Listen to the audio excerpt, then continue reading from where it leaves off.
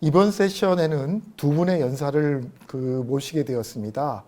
한 분은 카이스트의 김대영 교수님이시고요. 스마트시티 플랫폼 소통과 공존 전략을 주제로 말씀을 먼저 주시겠습니다. 예, 안녕하십니까. 카이스트 전산학부의 김대영 교수입니다.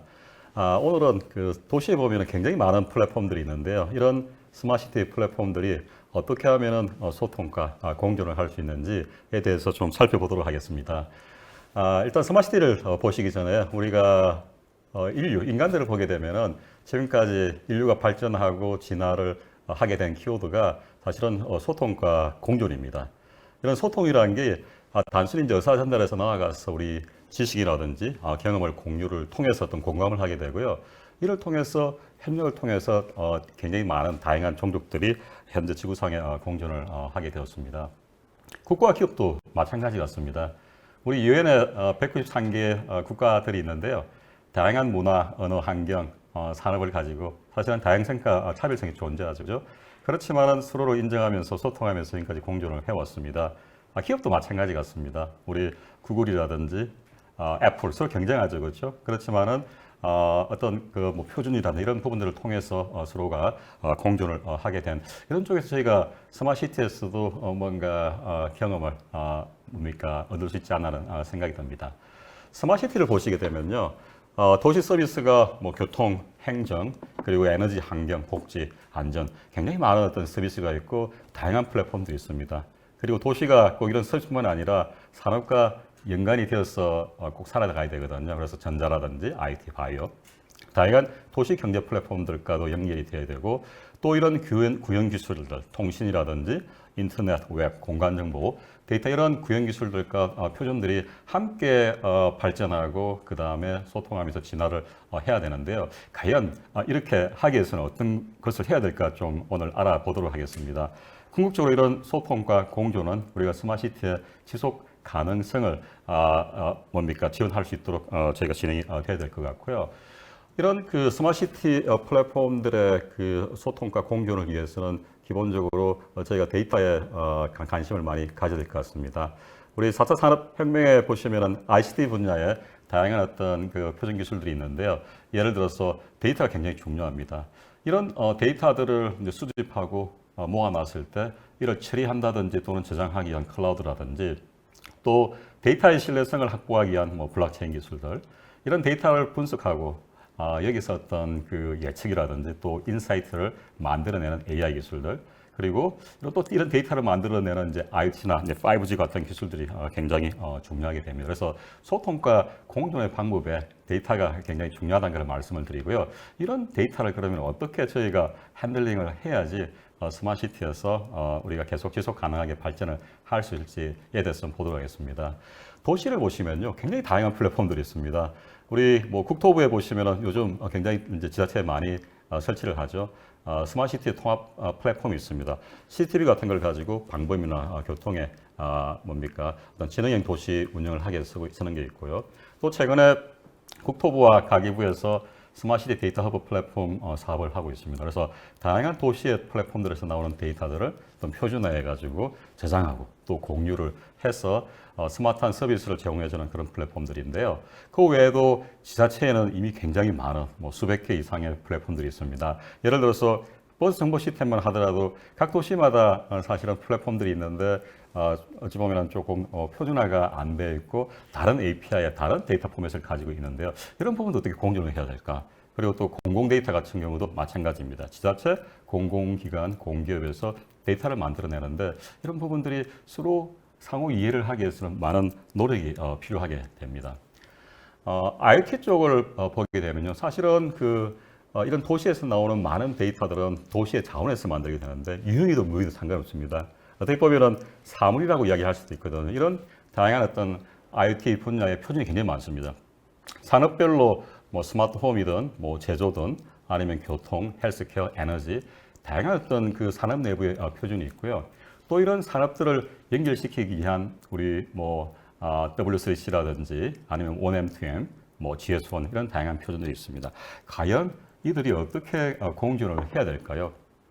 이런 표준 외에도 사실은 그 산업체에서 준비하고 있는 플랫폼들이 굉장히 많습니다. IoT 플랫폼 같은 경우에 예를 들어서 구글도 있고 IBM도 있고 뭐 원엠템, 파이웨어, 삼성, LG에서 굉장히 심의를 기르고 있는 OCF도 있습니다.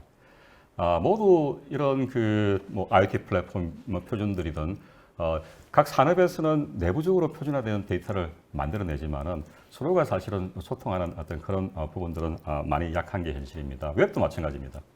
저희가 뭐 전 세계 뭐 수억 개의 웹 서버들이 있는데요. 우리나라 웹 서버들은 대부분 한글을 쓰고 미국은 영어를 씁니다. 이미 그 데이터 자체가 다양한 언어로 표현이 되고 있는데요. 여기에 대해서 보면은 이런 모든 데이터들이 어떻게 보면은 파편화된 데이터로 볼 수가 있습니다. 최근에 코로나 사태 때문에 사람들이 궁금한 게 과연 어디 가면 선별 진료소가 있을까 궁금한데요. 그 웹에서 서칭을 해보면은 우리나라 뭐 선별 진료소 같은 경우는 이제 한글로 나오고 미국 같은 경우는 영어로 나오죠. 사실은 서로가 서로를 이해할 수 없는 어떤 파편화된 데이터의 형식으로 나오게 됩니다. 공간 정보도 마찬가지입니다. 그래서 이미 우리 그 공간 정보의 빔 쪽 그 솔루션을 만드는 우리 오토데스크 레빗이라든지 그리고 GIS 플랫폼들을 만드는 S3, 그다음 국내에도 기업들이 많습니다. 각 기업들이 사실은 경쟁을 하면서 효율적인 이런 공간 정보 디지털 트윈 플랫폼을 만들어내는데요. 각자 플랫폼들은 또 서로 다른 어떤 파편화된 어떤 데이터의 형태로 활용을 하고 있습니다. 그래서 저희가 스마트시티에서 보는 많은 플랫폼들, 표준이든 아니면 비표준이든 모두가 만들어내는 데이터들은 현재 파편화되어 있다고 보시면 됩니다. 다시 우리 인간으로 돌아가지고요. 지금 인류가 이렇게 발전하고 진화를 하게 된 그 계기를 보게 되면은 사람들이 얻는 경험이라든지 지식 같은 경우를 기록을 하게 됩니다. 그리고 업로드, 책이라든지 아니면 요즘 SNS나 블로그가 많은데 자기의 경험을 이렇게 업로드하고 공유를 하게 됩니다. 이런 데이터를 가지고 또 학습을 하고 또 학습한 사람이 또 새로운 데이터를 만들어내면서 이런 데이터 선순환 관계를 거치면서 저희가 인류가 발전을 해왔는데요. 사실은 그 유발 하라리의 호모 데우스라는 책의 마지막 챕터 보면은 데이터 이즘이 있습니다. 레코드, 업로드, 쉐어. 여기서 저희가 많은 부분들을 배울 수가 있다고 생각이 됩니다. 이런 레코드, 지식이나 경험을 기록하는 데 사용되는 게 사실 언어입니다. 전 지구상의 언어가 한 7,000개 이상이 있다고 저희가 이야기를 하거든요. 그렇지만 또 유엔에서는 또 공식 언어가 6가지가 있습니다. 영어, 아랍어, 중국어, 스페인어, 러시아, 프랑스어가 있습니다. 마찬가지로 이런 그 스마트시티에서도 굉장히 많은 파편화된 데이터들이 있는데요. 사실은 7,000개 이상보다 훨씬 많은 수백만, 수천만의 언어가 있다고 볼 수가 있습니다. 그래서 데이터 분야에서도 이런 영향력이 있는 대표 국제 표준 언어들이 요청이 되는데요. 저희가 언어를 살펴보게 되면요. 여기 보시면 옛날에 많이 배우실 텐데요. 뭐 어문론, 우리 자음, 모음 해당되는 거고요. 형태론, 국분사절구죠. 명사, 대명사, 동사, 형용사. 그다음 통사로는 이제 문장의 성분들, 주어, 목적어, 보어, 그다음 어순에 관한 연구고요.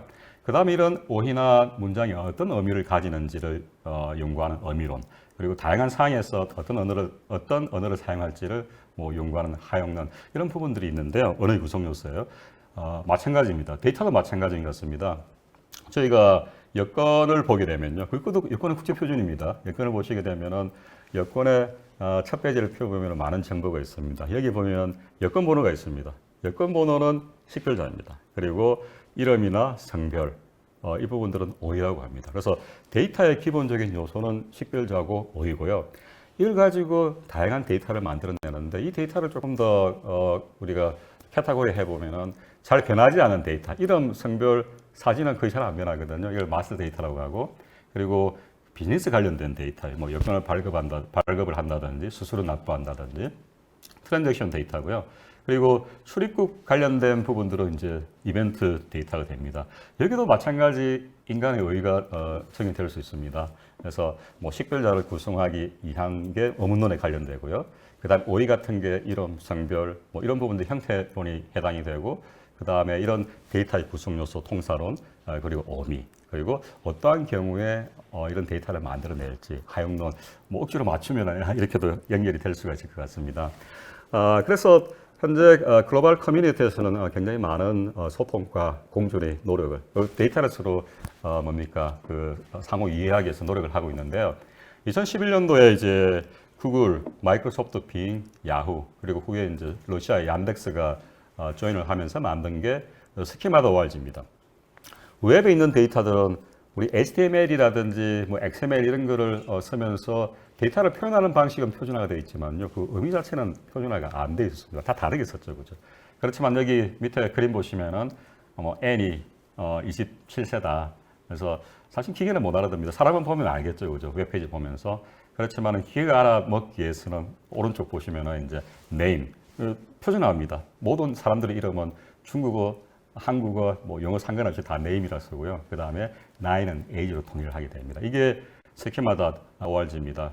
그래서 웹상에 있는 많은 어떤 데이터들을 표준화를 하고 있는데요. 뭐 예를 들어서 우리 코로나 바이러스 그 선별 진료소 같은 경우에 이제 코비드 테스팅 퍼실리티 보시면요. 이게 이제 사물에 뭐 그다음에 어떤 조직 기관에 그다음에 메디컬 오거나이제이션에 그 밑에 보면 메디컬 클리닉, 그 밑에 보면 코비드 테스팅 퍼실리티라는 게 이제 표준 데이터가 있습니다.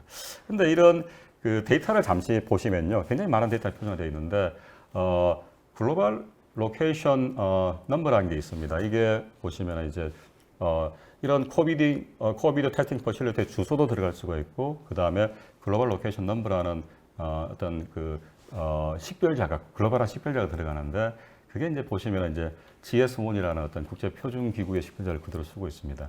제가 이제 GS1을 소개드리는 부분들은 나중에 이런 표준들도 서로 소통하기 위해서 서로의 어떤 그런 식별 체계나 어휘 체계를 공유한다는 것들 때문에 제가 이제 소개를 드리는데요.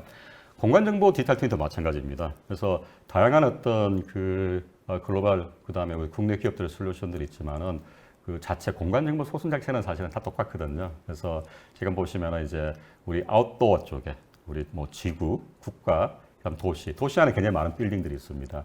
이쪽 부분은 이제 OGC에서 뭐 인도어 GML, 그다음에 시티 GML 이런 부분들을 표준을 하고 있고요. 그다음에 이제 그 오른쪽에 보시면 인도어 쪽 들어오면 빌딩입니다. 빌딩 안에 보시면은 뭐 빌딩을 만드는 데서는 문이라든지 창문이라든지 뭐 에어컨 이런 컴포넌트도 있고 또 룸도 있습니다. 그래서 이런 부분들을 다 이제 표준화된 형식으로 해서 이제 그 공간 정보를 꾸미게 되는데 이게 이제 빌딩 스마트 인터내셔널이라는 또 다른 국제 표준 기구에서 IFC 어떤 그런 표준 포맷으로 우리 공간 정보를 표현하고 있습니다. 그래서 사실은 지금 OGC라든지 그다음에 빌딩 스마트 인터내셔널이 이제 서로 이제 공존할 수 있는 어떤 그런 통합 할 수 있는 그런 방법들을 많이 연구를 하고 있고요.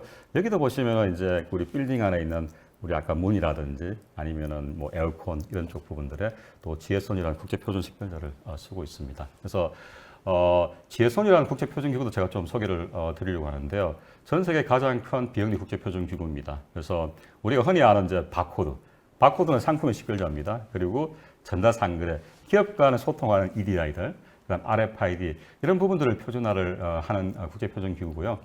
전 세계 170개 국가 이상에서 200만 이상의 기업 멤버들이 참여를 하고 있는 비영리 국제 표준 기구입니다. 그래서 이런 그 국제 표준 기구에서 어떤 데이터를 공유하기 위한 특히 산업에서 공유하기 위한 것들을 많이 표준을 하고 있는데요. 유통물류 같은 경우는 알리바바, 아마존, 뭐 그리고 지금 뭐 월마트라든지 이베이라든지 다 상품의 식별자, 그다음에 상품 데이터, 뭐 사진, 이름, 그다음에 상품의 뭐 높이, 크기, 볼륨, 상품의 성분 이런 부분들을 표준해서 공유를 하고 있고요. 헬스케어도 마찬가지입니다. 그래서 약이나 의료기기의 식별자는 당연하고요. 환자, 뭐 그다음에 간호사, 의사 식별자들 그리고 이런 그 헬스케어 산업에서 발생하는 많은 데이터들을 표준화를 하고 이제 글로벌하게 공유를 하고 있습니다. 그리고 철도도 마찬가지입니다. 그래서 기차 하나도 칸칸마다 국제 글로벌 식별 코드를 가지고요. 기차에 들어가는 부품들, 뭐 브레이크라든지 바퀴, 뭐 부엌이라든지 다 식별자를 가지고요. 그래서 기차가 지금 어디 있는지 어떤 상태인지 그리고 부품의 뭡니까 우리 유지보수라든지 전기라든지 이런 데이터들을 글로벌하게 공유를 하기 위한 어떤 그런 표준들도 만들어지고요. 그 다음에 뭐 배도 마찬가지입니다. 배의 데이터 그리고 배가 되는 정박지 항구의 데이터들, 항구 이런 다양한 측면에서 산업에서는 또 산업 어떤 데이터들을 공유하게 하는 이런 표준화 작업들이 굉장히 많이 진행이 되고 실제 글로벌 기업들이 쓰고 있습니다. 자, 예를 한번 들어보겠습니다. 이게 그 GS1에 보면은 이런 식별자 오이를 써가지고요 하나의 뭡니까 데이터를 만들게 되는데 여기 보시면 뭐 백신이 있습니다. 백신의 글로벌한 식별자가 있는데요. 이걸 가지고 지금 XML 파일 형태로 어떤 표준 데이터를 만들었는데 이 XML에 보시면 이제 XML 자체는 그 데이터를 표현하게 하는 표준이고요. 그 안에 들어가는 의미를 가지는 또 시멘틱 표현들은 또 표준을 하게 됩니다. 그래서 여기 보시면 when, 언제 백신이 언제, 그 다음에 무엇이 어느 국가의 어느 나라의 어느 백신이 왜 생산되었다, 그죠? 그럼 상태는 어떻다? 지금 뭐 액티브하다, well, 뭐 어느 장소에서 이렇게 백신이 생산되었다. 이렇게 어떻게 보시면 이게 언어입니다. 기계가 알아먹는 언어거든요. 그래서 우리가 뭐 육하 원칙에 따라서 우리가 그 뭐 말을 하고 기록을 하는 것처럼 글을 쓰는 것처럼 이렇게 기계들도 육하 원칙에 의해서 표준화된 식별자, 어휘, 문법에 따라서 기록을 하게 됩니다. 식별 체계를 조금 더 살펴보게 되면요, 우리 그 유니폼 리소스 네임즈라고 URN 있지 않습니까? URN 보시면은 사실은 식별 및 어휘 체계를 글로벌하게 가버넌스를 가지면서 뭡니까 그 식별 체계를 부여하는 그런 표준이라고 보시면 되고요. 여기 보시면은 우리 LTE 그다음에 5G 관련된 3GPP, 제가 조금 전에 말씀드린 GS1, ISO, ITU, 그리고 뭐 해양 관련된 IMO, 그다음 오브젝트 ID, 굉장히 많은 국제 표준 기구들이 자기의 식별자랑 그다음에 어휘들을 표준화해서 전 세계가 공유할 수 있도록 도움을 주고 있습니다. 뭐 예를 들어서 홍콩에 있는 케이프선이라는 배입니다. 배에 7자리의 IMO 넘버가 있거든요. 선박 식별자입니다. 저희가 954, 6899 이렇게 숫자를 들으면 이게 뭔지 모릅니다. 그렇지만 앞에 URN, MRN, IMO 넘버하고 숫자를 붙이면은 전 세계 누구든지 저거는 배의 번호라는 걸 알게 됩니다. 그리고 그 번호를 가지고 그 배가 어디에 있는지 어느 항구에 있는지를 알 수가 있게 됩니다. GS1의 이제 표준이 ISO IC의 JTC1 S31의 표준이기도 한데요. 이런 그 뭐 상품 식별제고요. 저희가 흔히 아는 뭐 880 우리나라 국가고 뭐 8244 삼다수 만드는 회사거든요. 그 위에 이제 상품 분류, 그다음에 하나하나 식별자의 시리얼 넘버를 붙이게 되는데요. 이런 상품 코드, 어쩌면 사물이죠, 그죠? 그 외에도 우리 자산 코드라든지 스마트시티 자산 코드가 될 수도 있고, 병원, 병실, 수실 같은 장수 코드입니다. 글로벌 로케이션 넘버, 환자, 의사, 간호사 같은 서비스를 제공하고 제공받는 자, 문서, 그 다음에 어떤 포장 박스, 이런 그 스마트시티 또는 산업에서 필요한 어떤 다양한 식별 체계들을 표준화를 하고 있습니다. 그래서 이런 식별 체계와 어휘 체계를 가지고 저희가 이제 데이터를 만들 수 있습니다. 뭔가 기록을 해야 되겠죠, 그죠? GS1에서는 이제 EPC IS라는 어떤 표준 데이터 모델과 공유 체계를 가집니다. 그래서 예를 들어서 아스트라제네카가 영국의 백신 만드는 업체인데 여기에 백신 물질을 공급하는 게 SK 바이오사이언스입니다. 그래서 SK 바이오사이언스에서 물질을 만들어서 생산해서 뭐 DHL이든 아니면 우리 대한항공을 타고 뭐 아스트라제네카로 가서 프랑스의 르사라는 유통 회사를 통해서 예를 들어서 이제 파리에 있는 아메리칸 하스피탈에서 백신을 주사하게 되면은 이런 모든 전 과정에 나오는 데이터들이 어떤 표준화된 체계로 의해서 기록이 되고 공유가 될 수 있게 됩니다. 여기 맨 밑에 보시면은 URN, EPC 글로벌, CBB, 비즈니스 스텝 동사입니다. 리시빙. 백신을 받았는데 디스포지션 밑에 있는 게 변동사입니다. 데미지 됐다. 우리 백신이 콜드 체인을 못 지켜서 뭐 손상이 되었다. 이런 부분들을 기록을 할 수 있게 됩니다. 예, 그래서 저희가 뭐 최근에 디지털 뉴딜을 하면서 디지털 인프라 그리고 SOC의 디지털화 이야기를 굉장히 많이 하게 되는데요. 저는 이런 뭐 디지털 인프라를 만들 데 있어서 국제 표준이 굉장히 중요하고요. 그리고 다양한 국제 표준들이 사실은 서로 상호 운영을 하면서 소통과 공유를 하는 게 굉장히 중요하다고 생각합니다. 그래서 뭐 이 장표에서 보시다시피 웹에서는 스키마다 ORG, 그리고 산업의 GS1이라든지 그다음에 BIM, 그다음에 뭐 GIS 이런 표준들이 뭐 헬스케어 산업만 보더라도 각각 다른 파편화된 데이터들을 엮어주는 어떤 그런 데 사용이 될 수가 있다고 생각이 됩니다. 뭐 국내에서 이렇게 좀 진행되고 있는 사례들을 조금 소개를 드리면요.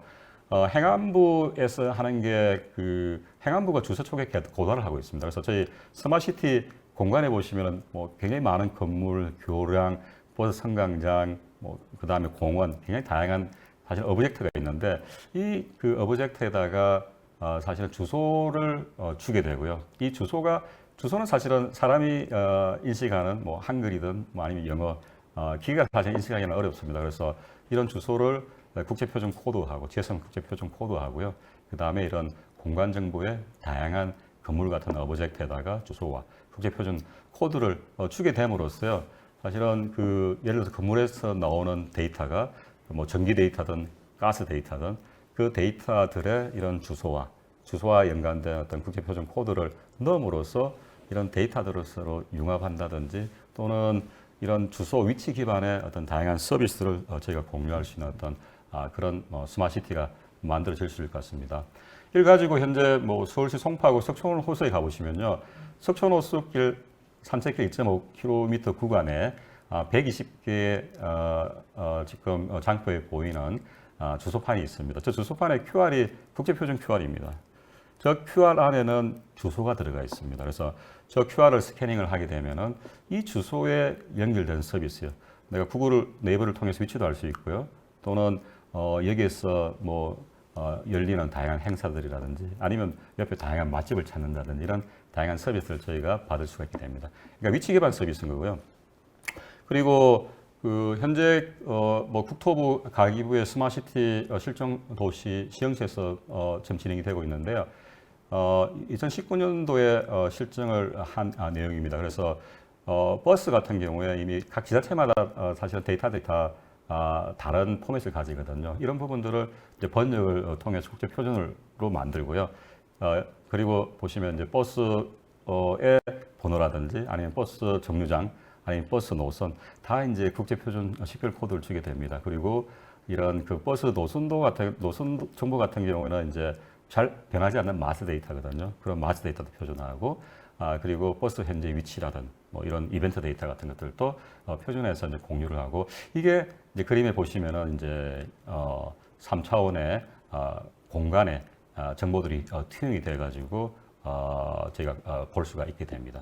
그리고 현재 시흥시 같은 경우 한 920개 정도의 버스 승강장에다가 이런 그 국제표준 식별 코드 주소를 주게 되고요. 역시 마찬가지로 이런 그 국제표준 식별 코드 기반의 어떤 다양한 서비스를 뭐 예를 들어서 QR을 스캐닝을 하게 되면은 버스가 언제 도착한다든지 알 수도 있고요.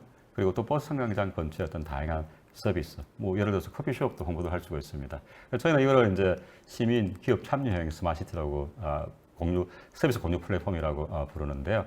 꼭 지자체가 서비스를 만들어서 시민에게 뭡니까 제공하는 것들 외에도 시민 기업이 직접 도시의 자원들을 활용을 해서 서비스를 만들고 누구나가 글로벌하게 공유할 수 있는 것들이 국제 표준을 쓰게 되면 가능하게 됩니다. 그리고 유럽 같은 경우에 이제 파이웨어란 IoT 플랫폼이 있습니다. 그래서 스마트시티라든지 뭐 스마트팜 거의 굉장히 많은 어떤 그런 스마트한 서비스에 적용이 되는 IoT 플랫폼인데요.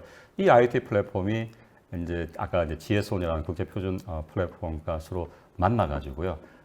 이런 그 서로 표준들 간에 어떤 데이터를 공유할 수 있는 어떤 그런 부분들이 만들어졌습니다. 그래서 이 예에 보시면요.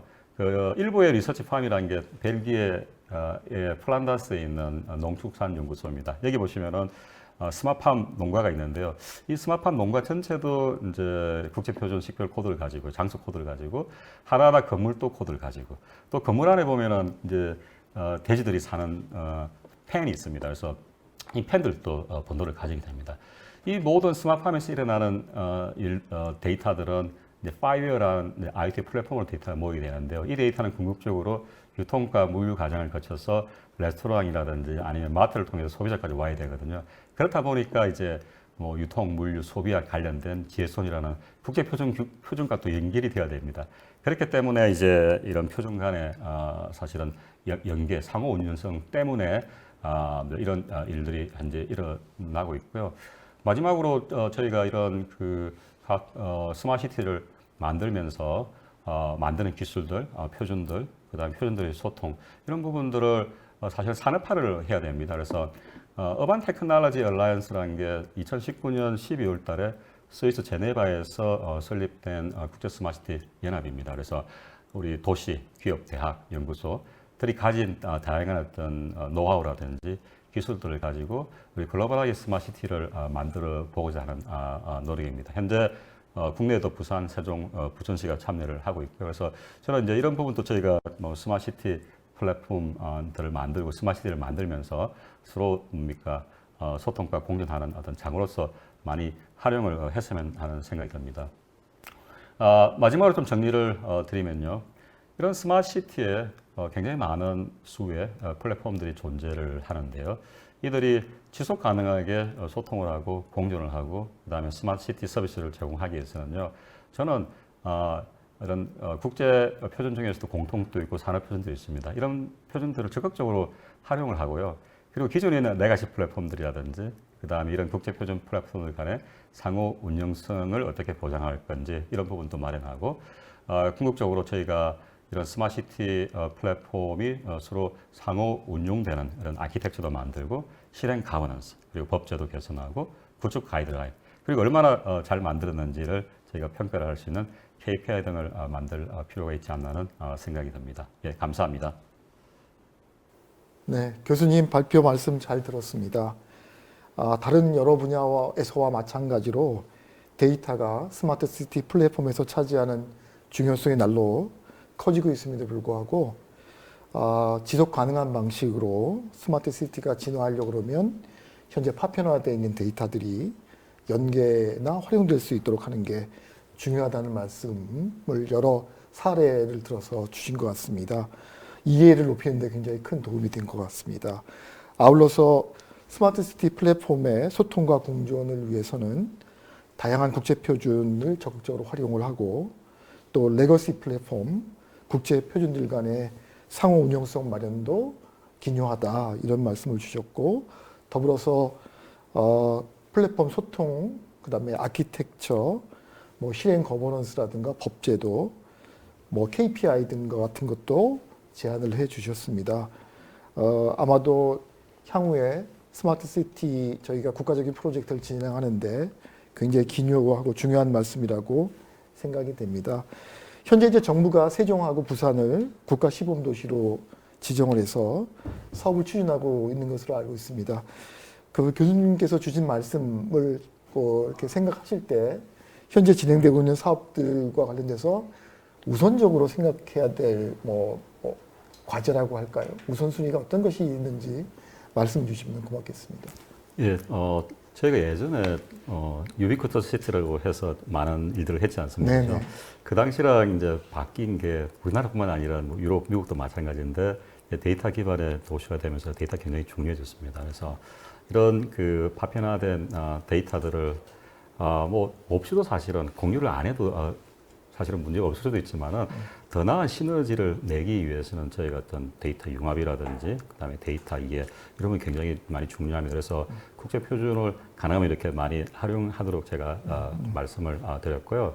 또 하나 이제 중요한 게 사실 이런 그 뭐 데이터 기반의 스마트 시티를 만드는 어떤 플랫폼이라든지 이런 부분들은 많이 이제 개선이 되고 결과들이 나오고 있는데 또 중요한 거는 이제 그 교통이라든지 환경, 뭐 에너지 이런 다양한 산업에 계시는 뭐 전문가, 그다음 기업들이 사실은 참여해서 우리가 앞으로 그 해당되는 서비스들이 어떻게 앞으로 갈지 이런 뭐 로드맵, 전략도 만들고 여기서 필요한 또 데이터가 뭔지도 사실은 고민을 많이 해봐야 됩니다. 그래서 그런 저는 어떤 이제 앞으로는 뭐 데이터 전문가뿐만 아니라 우리 각 그 서비스별로 전문가들이 더 많이 참여해가지고 정말 필요로 하는 데이터를 좀 잘 만드는 그런 노력이 필요하고 그게 그 세종시와 부산시 시범도시에서 좋은 성과를 내는 그런 모델을 보여줬으면 합니다.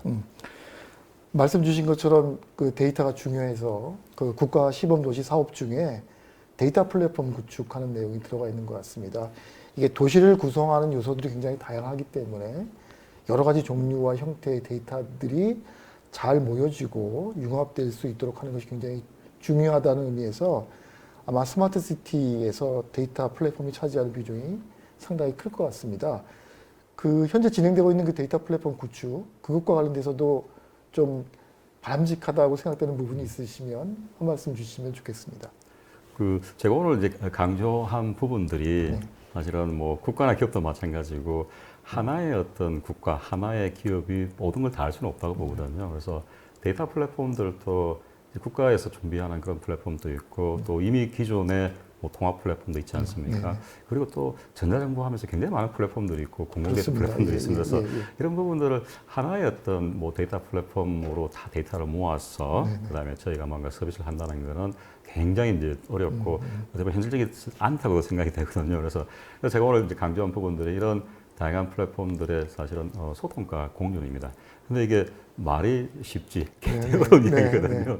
그래서 뭐 저는 사실 오늘 이제 하도를 꺼낸 거라고 좀 보게 되고요.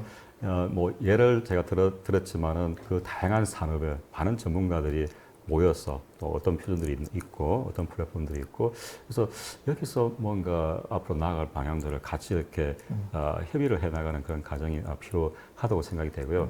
그렇지만은 데이터 플랫폼 지금 준비하고 있는 게 굉장히 중요한 게 그런 노력을 할 수 있는 하나의 시발점이라고 생각이 되거든요. 그래서 이런 그 스마트시티 플랫폼에 공존할 수 있는 상호 운용성을 위한 부분들을 굉장히 많이 중요시하고 저희가 준비를 해나가야지 좋은 결과를 만들 수 있을 것 같습니다. 아유, 감사합니다. 예, 감사합니다. 네.